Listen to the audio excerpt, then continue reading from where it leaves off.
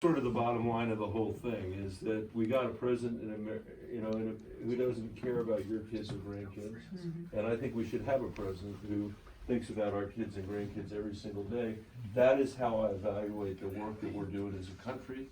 And that's why I decided to run for president. And I hope if you're interested in some of the things you heard tonight that you'll sign up for my campaign. I know we're not exactly leading in the polls, but I know this: New Hampshire hasn't made up its mind yet.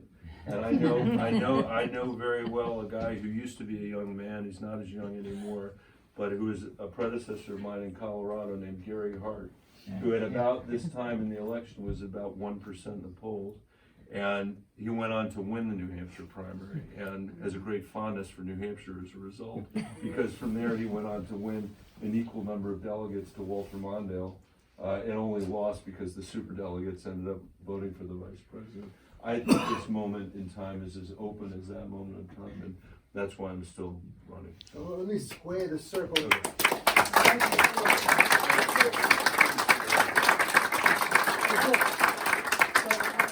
Read the book, and thank you. And there was quoted from Thucydides. Thucydides is the first historian.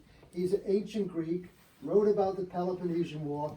It's quoted in here, and then he's got all these things, other reading. You want you to read Plutarch's Lives of the famous Romans. The guy's got a historical perspective because there's nothing new under the sun. We keep making the same errors over and over again. And I like this guy.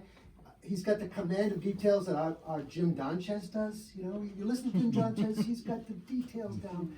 So does Senator Bennet. Thank you so much for being with us. Thank you very much.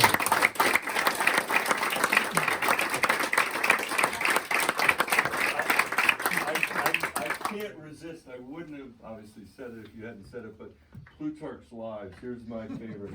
Here's my favorite saying in that.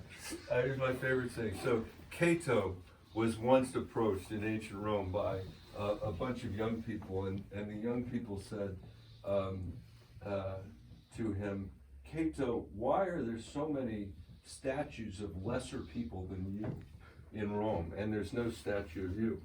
And Cato said, because I would much prefer people to ask me why there's not a statue of me than why there is a statue. And I feel exactly the same.